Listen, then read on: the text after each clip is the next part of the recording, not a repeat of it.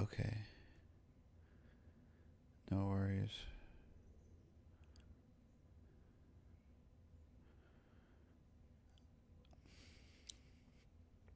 Just gonna take a selfie real quick.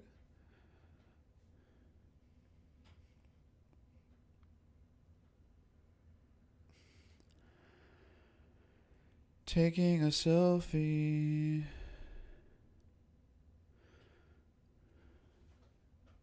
My cat is going nuts under my feet. My cat is going nuts.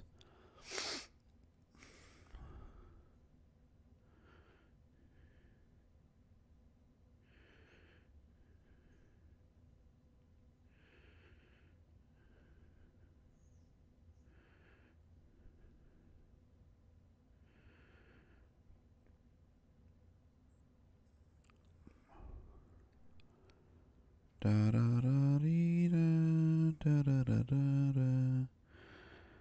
Okay. How's that? Is that loud?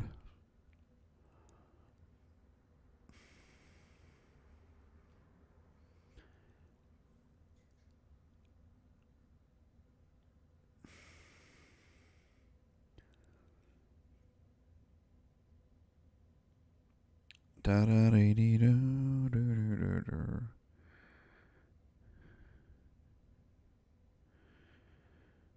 All right, so I'm testing 1, 2, 3.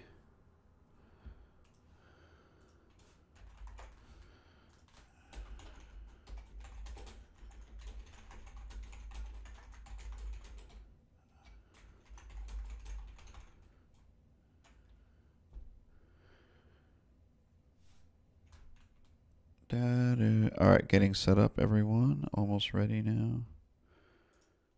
Da, da, da, da, da.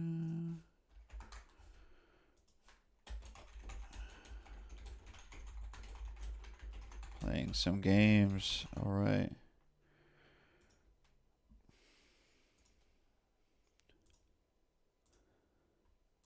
Okay, so we're just going to close this. Put my headphone in. Earphone is in. Test 1, 2, 3. Hello. Let's do this. And let's do that. Hello, everyone. Who's ready?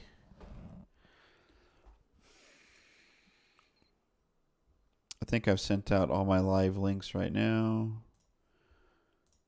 All right, let's get this going. I want to play some games, but first,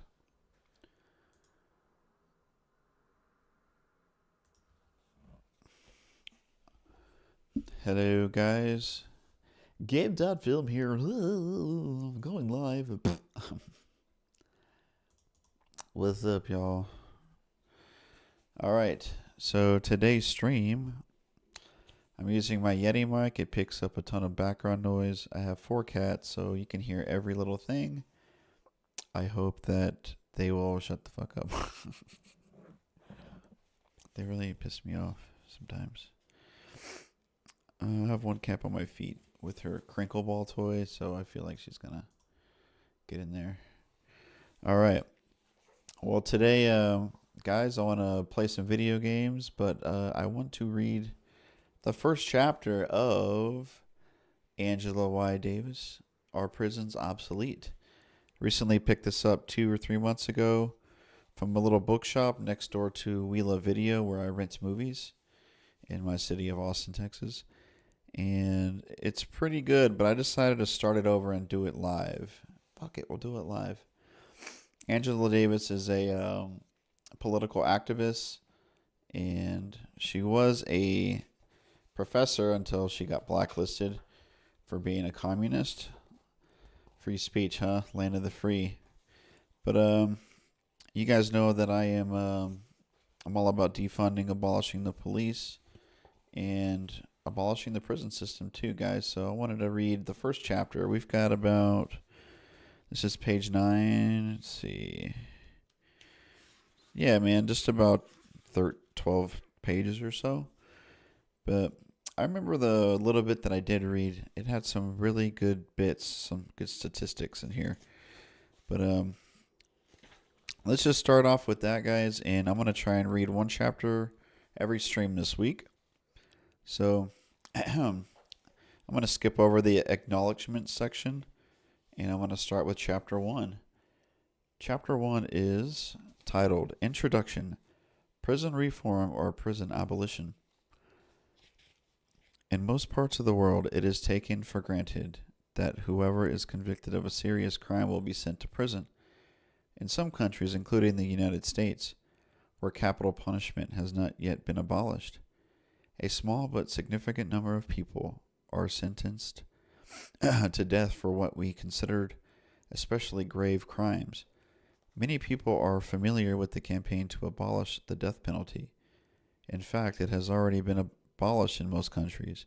Even the staunchest advocates of capital punishment acknowledge the fact that the death penalty faces serious challenges. Few people find life without the death penalty difficult to imagine. Pause. For me, there's always a chance that a person is innocent, so I am against the death penalty. And I feel like it's better to rot in prison, don't you guys think, than getting the easy way out? Just my 2 cents there. Back to the book.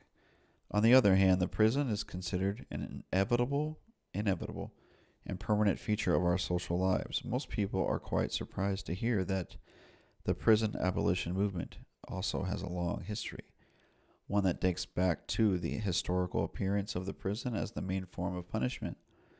In fact, the most natural reaction is to assume that prison activists, even those who consciously refer to themselves as anti-prison activists, are simply trying to ameliorate prison conditions or perhaps to reform the prison in more fundamental ways.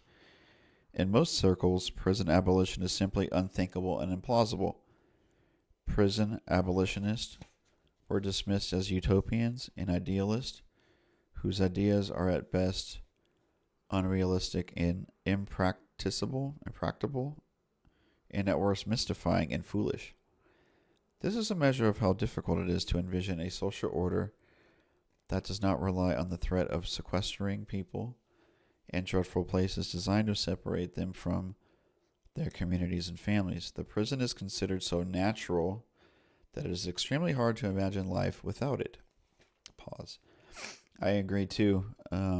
You approach a conservative or even a liberal about abolishing the police or prison systems, they're going to think you're crazy and you're thinking of a dream scenario, but it is possible, guys.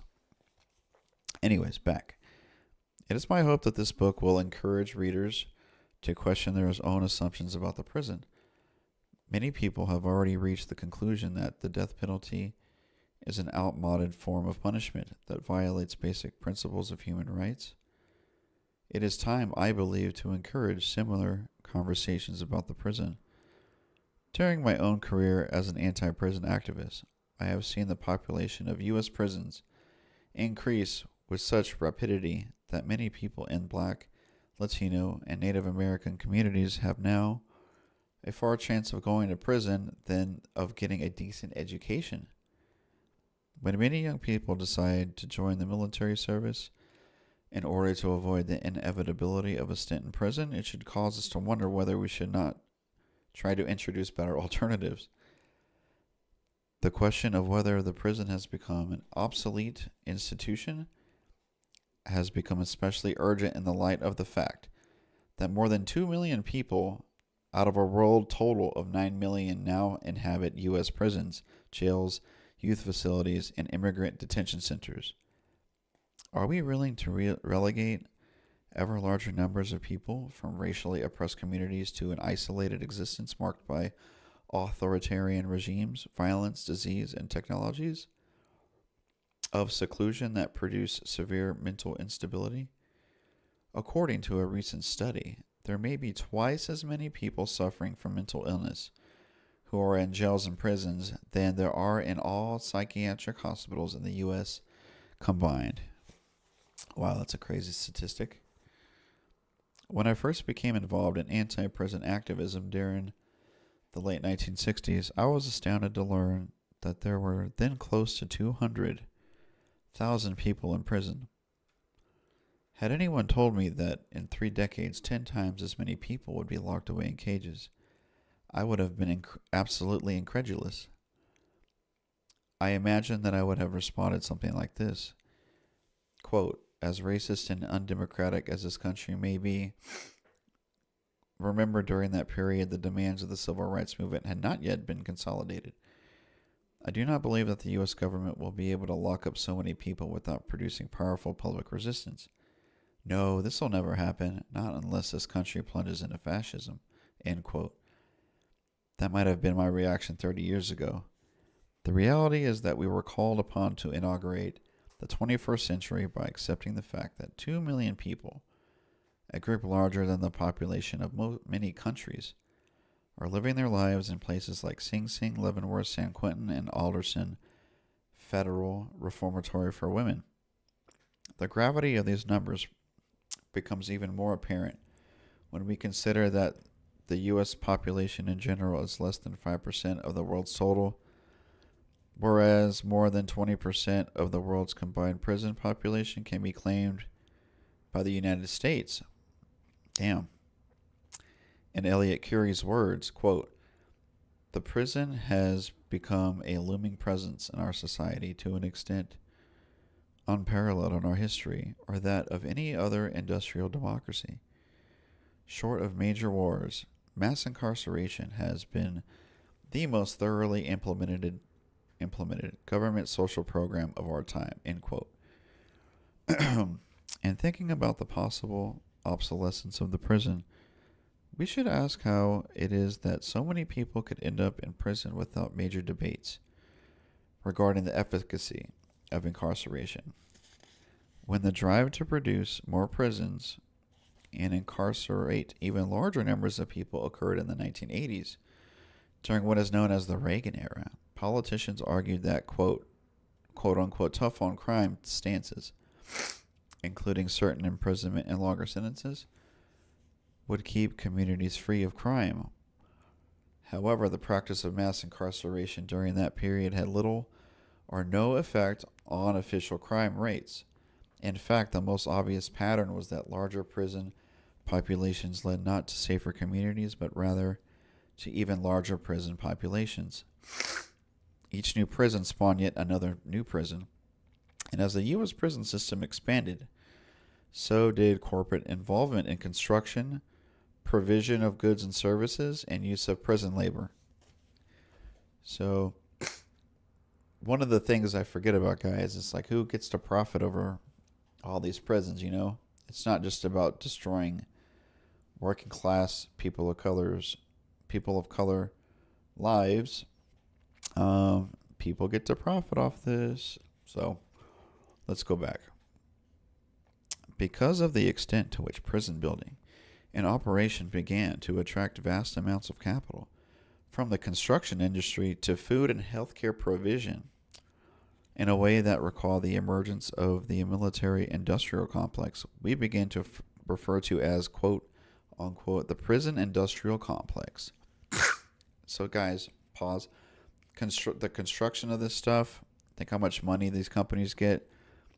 The food industry, providing meals, healthcare provision, I bet you they charge for all that equipment, administrative fees. Companies, corporations are profiting. So, consider the case of California, whose landscape has been thoroughly prisoned over the last 20 years. The first state prison in California was San Quentin, which opened in 1852.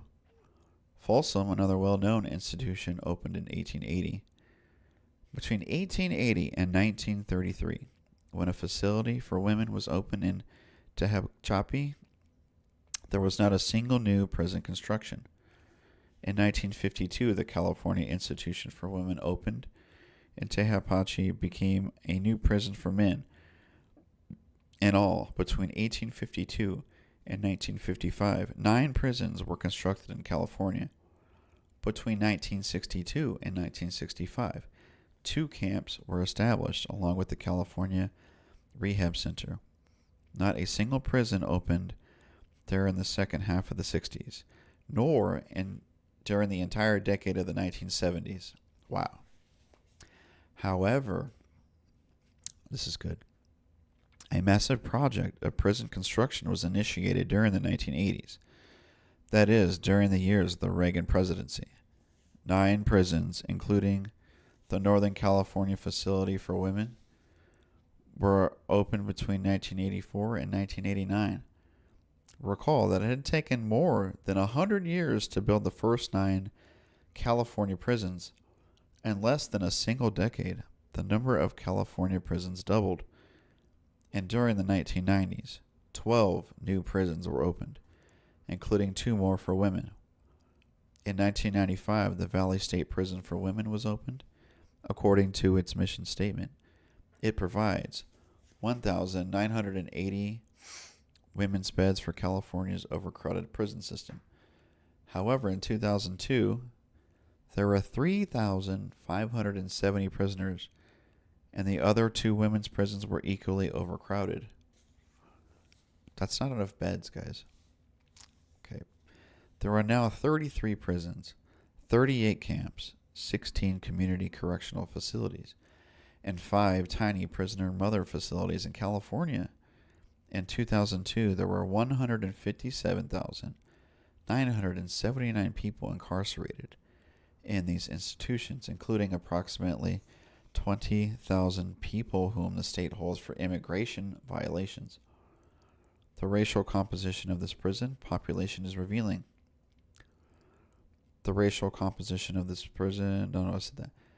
Latinos, who are now in the majority, account for 35.2%, African Americans 30%, and white prisoners 29.2%.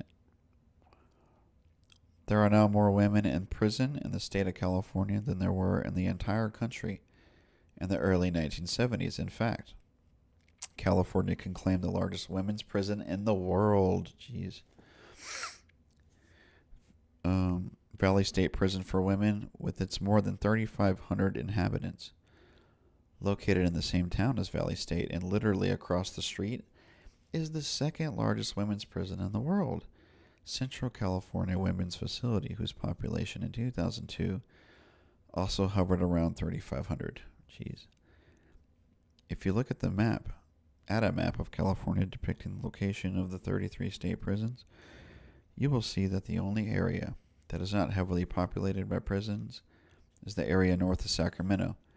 Still, there are 2 prisons in the town of Susanville, Pelican Bay, one of the state's notorious super maximum security prisons, is near the Oregon border. California artist Sandow Burke was inspired by the colonizing of the landscape by prisons to produce a series of 33 landscape paintings of these institutions and their surroundings. They are collected in his book, Incarcerated Visions of California in the 21st Century. I'm going to have to look at that.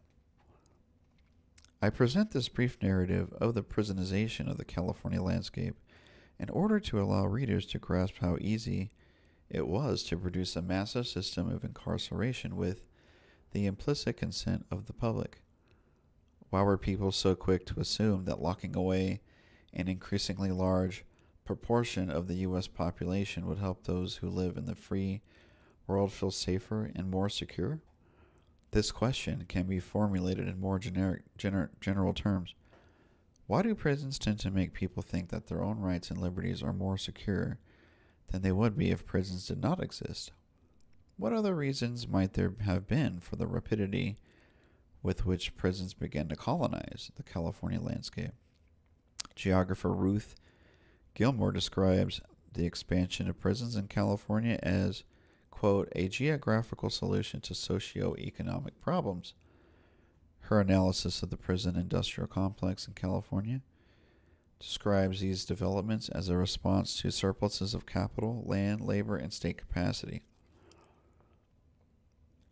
Quote, California's new prisons are sited on devalued rural land, most, in fact, on formerly irrigated agricultural acres. The state bought land sold by big landowners, and the state assured the small, depressed towns now shadowed by prisons that the new recession-proof, non-polluting industry would jumpstart local redevelopment. Okay, end quote. But as Gilmore points out, neither the jobs nor the more general economic revitalization promised by prisons has occurred. At the same time, this promise of progress helps us to understand why the legislature of California's voters decided to approve the construction of all these new prisons. People wanted to believe that prisons would not only reduce crime, but they would also provide jobs and stimulate economic development in and out of the way places. At bottom, there is one fundamental question. Why do we take prison for granted? While a relatively small proportion of the population has ever directly experienced life inside prison, this is not true in poor Black and Latino communities. Neither is it true for Native Americans or for certain Asian American communities. But even among those people who most regrettably accept prison sentences, especially young people, as an ordinary dimension of community life, it is hardly acceptable to engage in serious public discussions about prison life or radical alternatives to prison. It is as if prison were an inevitable fact of life, like birth and death. Yeesh. On the whole, people tend to take prisons for granted. It is difficult to imagine life without them. At the same time, there is reluctance to face the realities hidden within them, a fear of thinking about what happens inside them. Thus, the prison is present in our lives, and at the same time, it is absent from our lives. To think about this simultaneous presence and absence is to begin to acknowledge the part played by ideology in shaping the way we interact with our social surroundings. We take prisons for granted, but are often afraid to see the realities they produce. After all, no one wants to go to prison, because it would be too agonizing to cope with the possibility that anyone, including ourselves, could become a prisoner. We tend to think of the prison as disconnected from our own lives. This is even true for some of us, women as well as men, who have already experienced imprisonment. We thus think about imprisonment as a fate reserved for others, a fate reserved for the evildoers, quote unquote, to use a term recently popularized by George W. Bush. Because of the persistent power of racism, criminals and evildoers, quote unquote, are, in the collective imagination, fantasized as people of color. The prison therefore functions ideologically as an abstract site into which undesirables are deposited,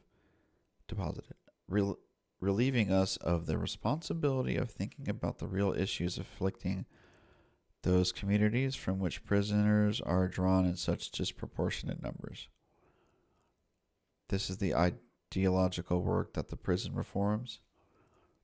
It relieves us of the responsibility of seriously engaging with the problems of our society, especially those produced by racism and increasingly global capitalism. What, for example, do we miss if we try to think about prison expansion without addressing larger economic developments? We live in an era of migrating corporations. In order to escape organized labor in this country, and thus higher wages, benefits, and so on, corporations roam the world in search of nations providing cheap labor pools. This corporate migration, thus, leaves entire communities in shambles. Huge numbers of people lose jobs and prospects for future jobs. Because the economic base of these communities is destroyed, my butt hurts. Education and other surviving social services are profoundly effective. This process turns the men, women, and children who live in these damaged communities into perfect candidates for prison. In the meantime, corporations associated with the punishment industry reap profits from the system that manages prisoners and acquire a clear stake in the continued growth of prison populations. Put simply, this is the era of the prison industrial complex. The prison has become a black hole into which the detritus of contemporary capitalism is deposited. Mass imprisonment generates profits as it devours social wealth, and thus it tends to reproduce the very conditions that lead people to prison. There are thus real and often quite complicated connections between the deindustrialization of the economy, a process that reached its peak during the 1980s, and the rise of mass imprisonment, which also began to spiral during the Reagan-Bush era. However, the demand for more prisons was represented to the public in simplistic terms.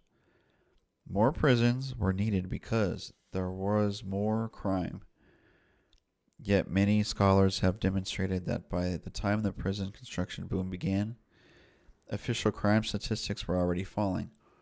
Moreover, draconian drug laws were being enacted, and 3 strikes provisions were on the agendas of many states.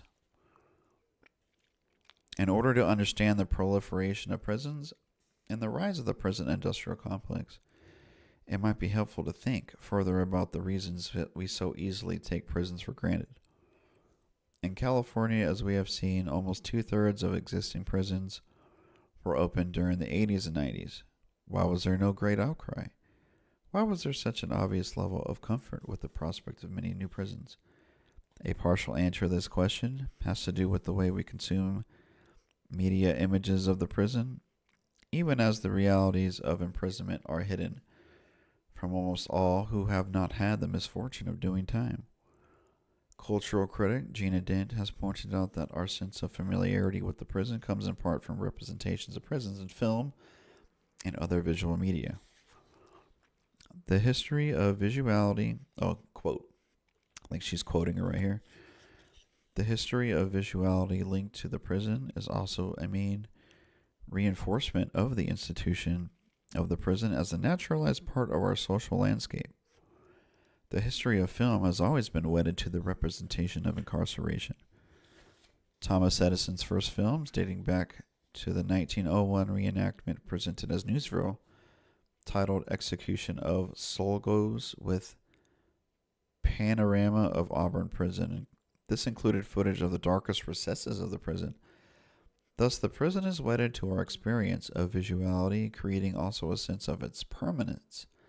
As an institution, we also have a constant flow of Hollywood prison films, in fact, as a genre. End quote. Some of the most well-known prison films are I Want to Live, Papillion, Cool Hand Luke, and Escape from Alcatraz. It also bears mentioning that TV programming has become increasingly saturated with images of prisons. Some recent documentaries include the A&E series The Big House, which consists of programs on San Quentin, Alcatraz, Leavenworth, and Alderson Federal Reformatory for Women. The long-running HBO program Oz has managed to persuade many viewers that they know exactly what goes on in male max security prisons. But even those who do not consciously decide to watch a documentary or dramatic program on the topic of prisons inevitably consume prison images, whether they choose to or not, or by the simple fact of watching movies or TV. It is virtually impossible to avoid consuming images of prison. In 1997, I was myself quite astonished to find, when I interviewed women in 3 Cuban prisons, that most of them narrated their prior awareness of prisons, that is, before they were actually incarcerated, as coming from the many Hollywood films they had seen. The prison is one of the most important features of our image environment. This has caused us to take the existence of prisons for granted. The prison has become a key ingredient of our common sense. It is there, all around us. We do not question whether it should exist. It has become so much a part of our lives that it requires a great feat of the imagination to envision life beyond the prison. This is not to dismiss the profound changes that have occurred in the way public conversations about the prison are conducted. 10 years ago, even as the drive to expand the prison system reached its zenith, there were very few critiques of this process available to the public.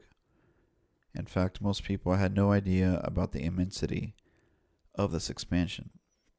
This was the period during which internal changes, in part through the application of new technologies, led the U.S. prison system in a much more repressive direction. Whereas previous classifications had been confined to low, medium, and max security, a new category was invented, that of the maximum security prison, or the supermax. The turn towards increased repression in a prison system, distinguished from the beginning of its history by its repressive regimes, caused some journalists, public intellectuals, and progressive agencies to oppose the growing reliance on prisons to solve social problems that are actually exacerbated by mass incarceration. In 1990, the Washington-based Sentencing Project published a study of U.S. populations in which prison and jail and on parole and probation, which concluded that 1 in 4 black men between the ages of 20 and 29 were among these numbers. 5 years later, a second study revealed that this percentage had soared to almost 1 in 3, 32.2%. Moreover, more than 1 in 10 Latino men in the same age range were in jail or prison, or on probation or parole. The second study also revealed that the group experiencing the greatest increase was black women, whose imprisonment increased by 78%. According to the Bureau of Justice Statistics, African Americans as a whole now represent the majority of state and federal prisoners, with a total of 803,400 black inmates, 118,600 more than the total number of white inmates. During the late 1990s, major articles on prison expansion appeared in Newsweek, Harper's, Emerge, and Atlantic Monthly.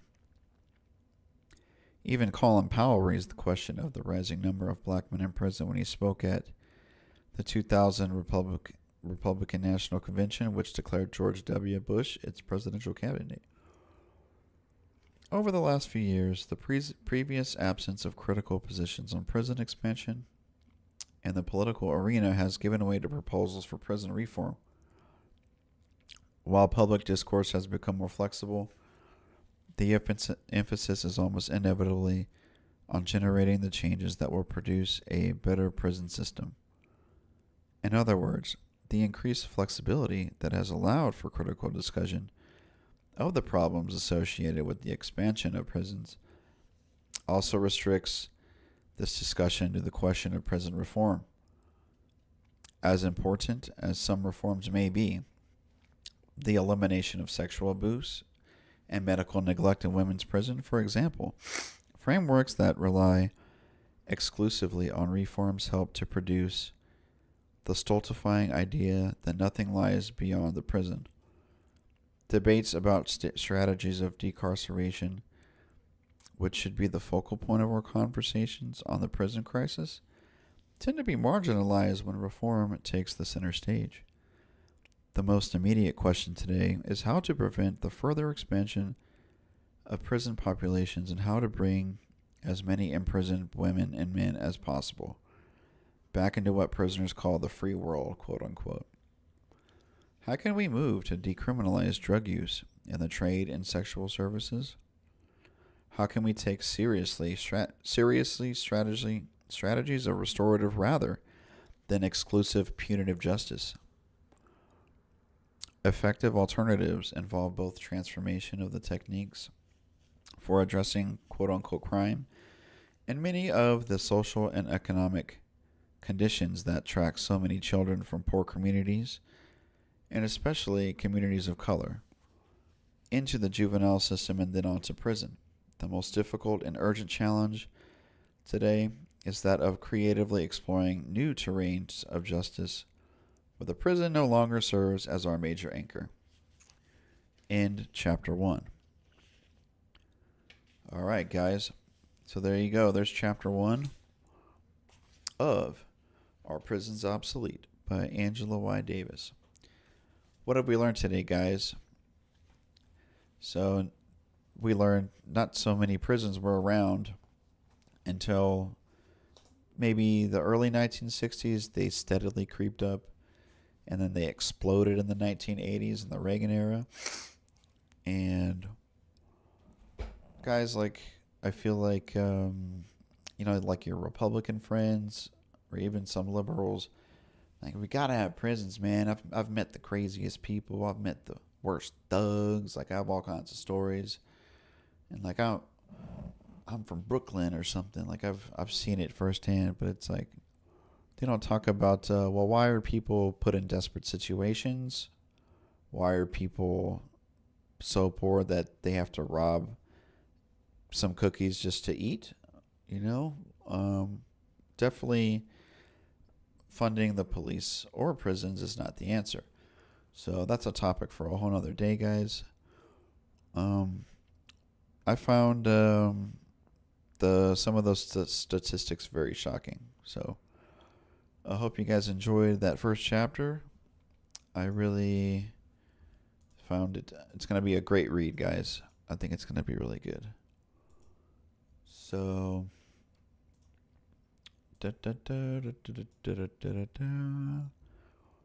All right, so there's the first part of the stream is done, guys. Ooh, excuse me.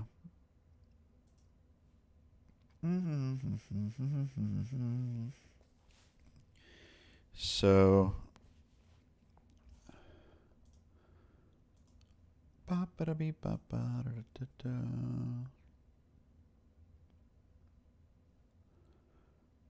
all right, so, all right, the second part of the stream, I'm just going to talk about two films, guys. I want to talk about the first week of April. Let me a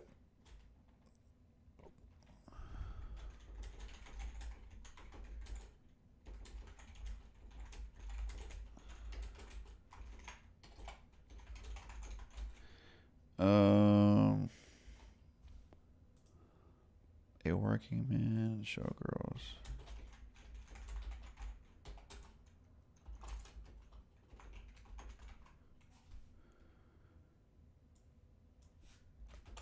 All right, so let's update my stream real quick, guys.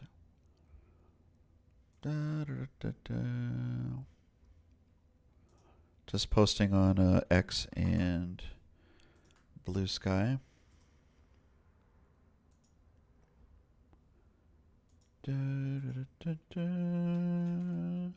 Movies.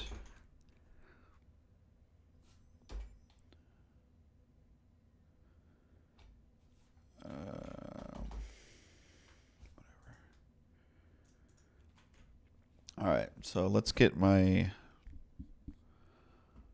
PS5 big cam. All right, just bear with me, guys. I'm gonna make a browser source.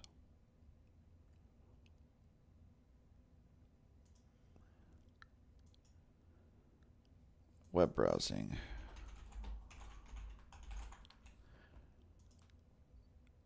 Da, da, da, da, da. Beep. Beep. There we go. Testing. Hello. All right. Now I just need my. No, wait. This isn't good. Ooh, that was loud.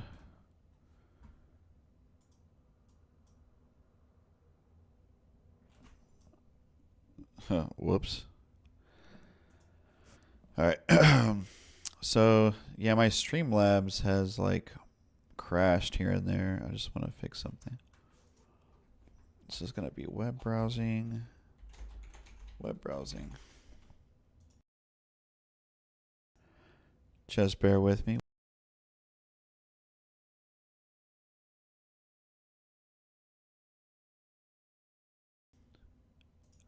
Test. 1, 2, 3. Test. All right, there we go.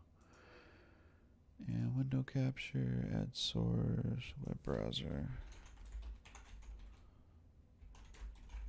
All right, gotta load that up. Window letterbox.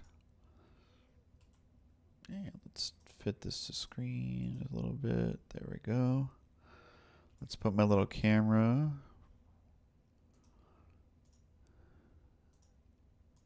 Boop. That's a big camera, yo. Where should I put the camera?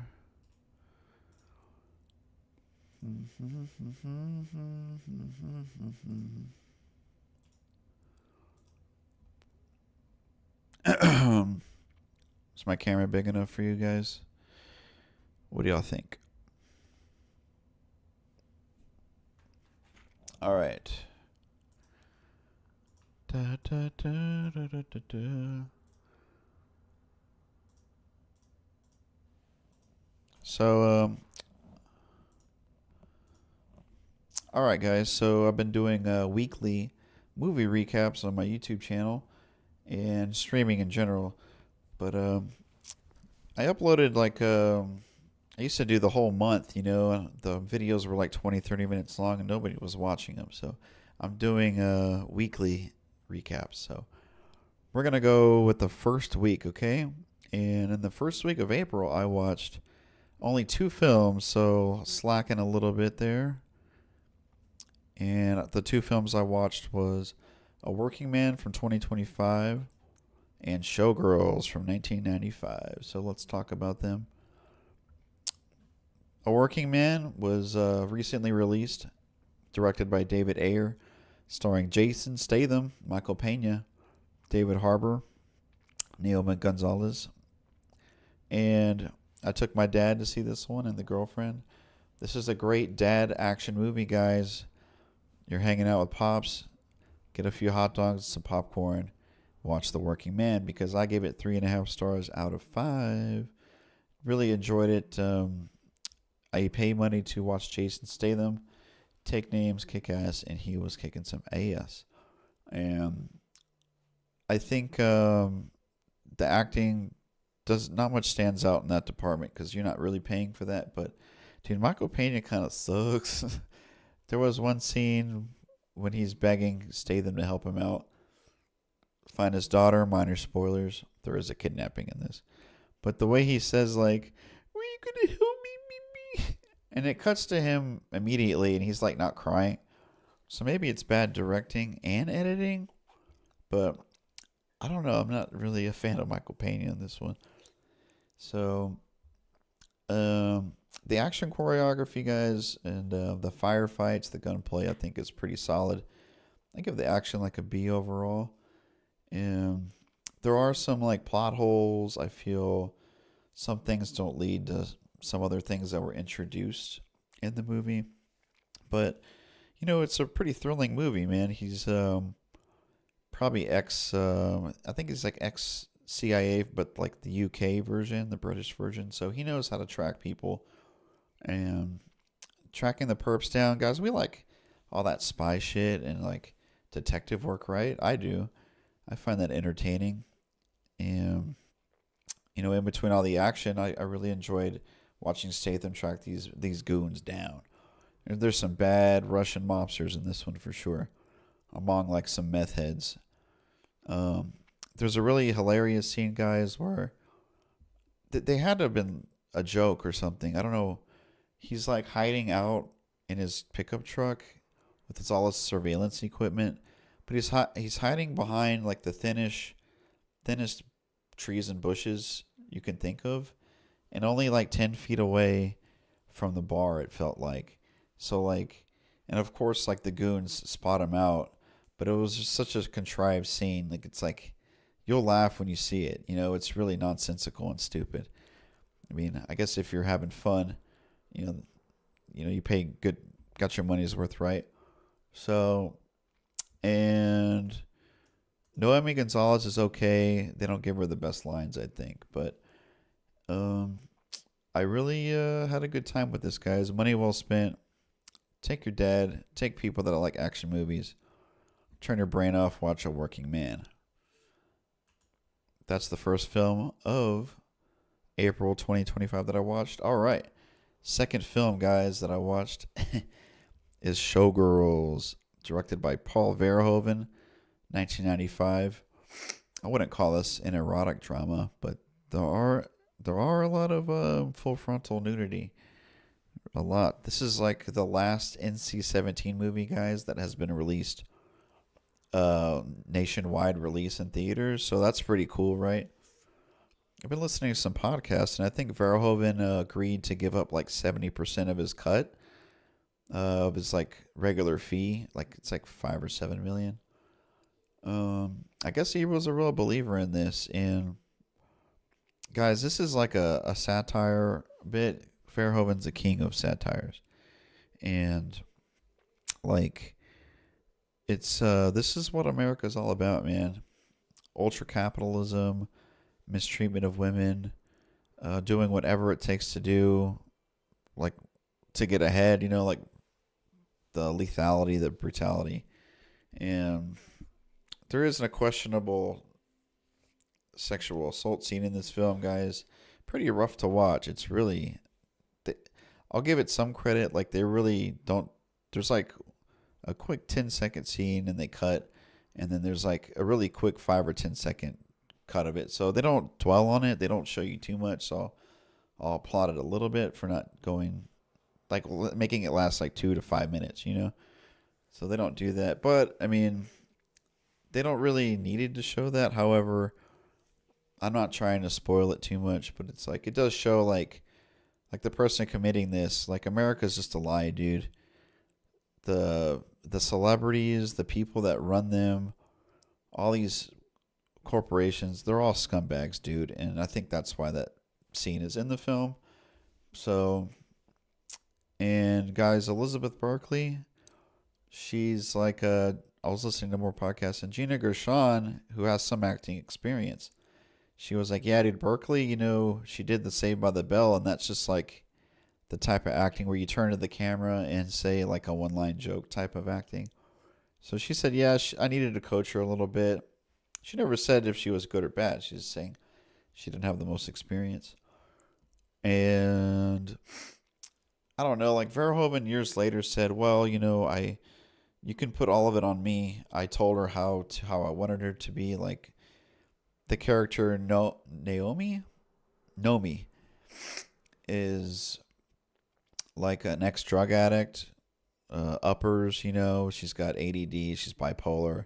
She's a little manic, and I think I believe that. But at the same time, you know, who knows if Verhoeven's telling the truth? Maybe it was all Berkeley, but because you know, I'm trying to give Berkeley some credit, dude. She wasn't distracting to me.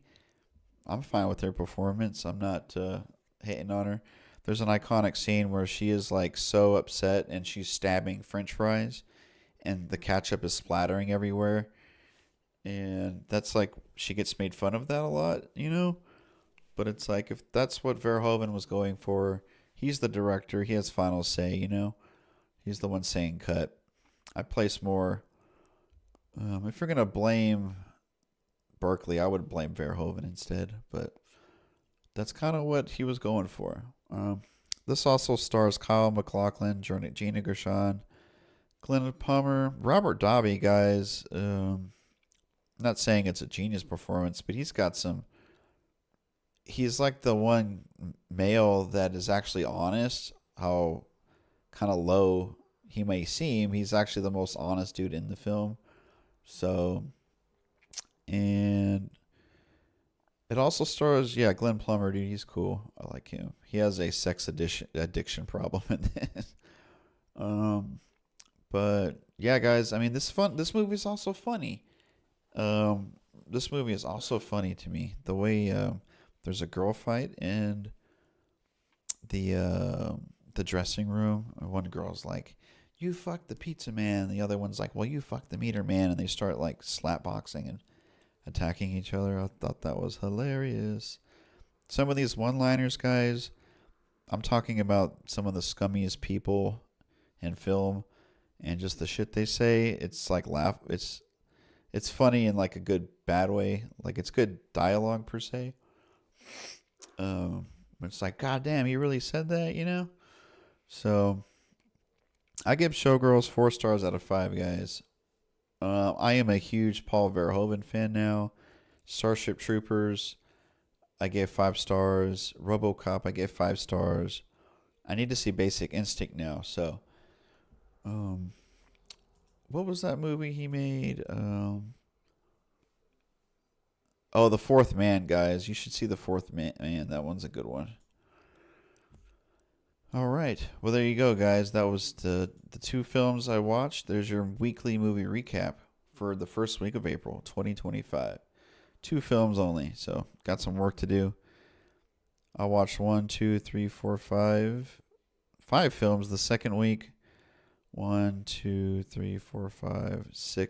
8. Damn, we're gonna have a big episode for the third week of April. So, all right, what'd you guys think, man? So, I think it's time to start playing some video games. What do you guys think of this mic setup, man? It's pretty fucked up. I splurged on like a boom mic, and I don't know.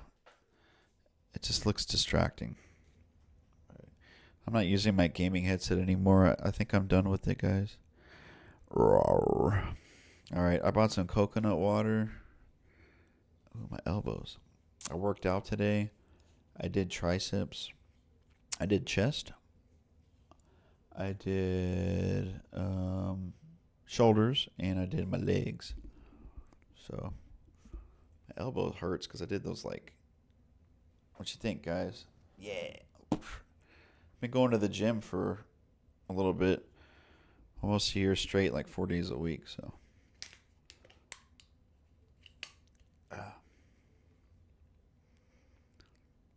Coconut water. Are you supposed to shake these? I don't know. I'm also, if I need it, try not to drink energy drinks or fizzy drinks with sugar. But there's this one energy drink I just love, man. If I want a boost, I get it. But I am trying to cut caffeine down, so that sucks too. All right. Y'all ready to play some video games?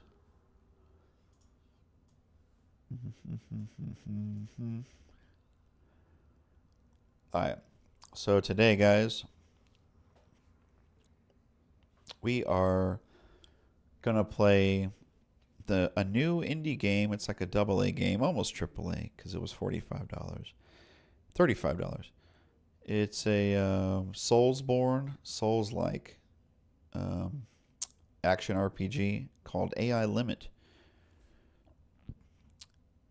It's pretty freaking hard, guys. So, ooh, I'm itching.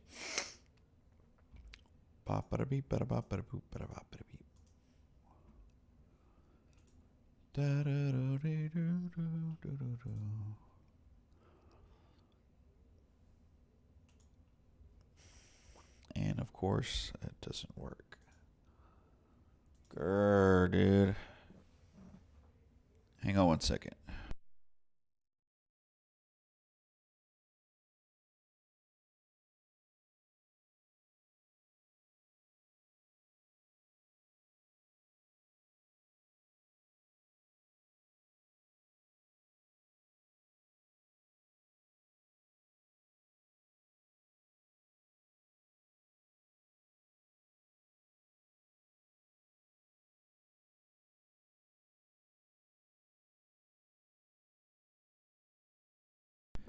I hate when Elgato doesn't work, dude.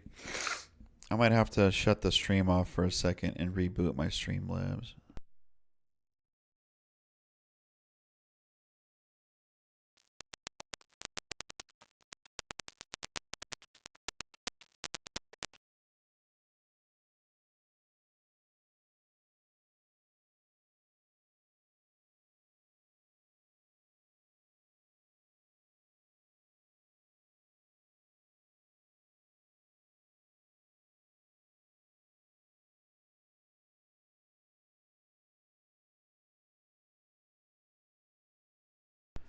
I'm trying to remove cables and stuff.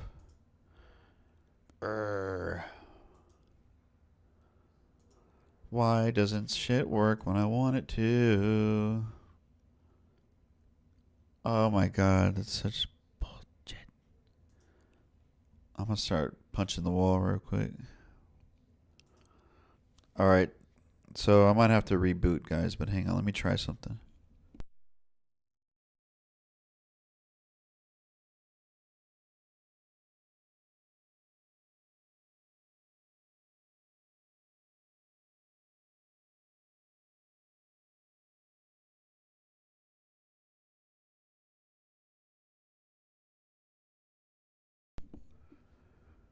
Come on, dude, work already.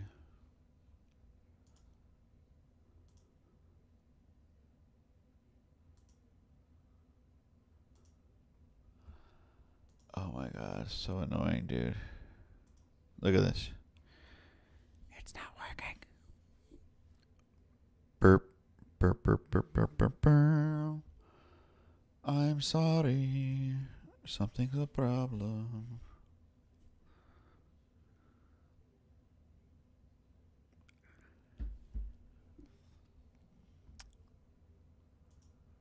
I just love it when stuff doesn't work.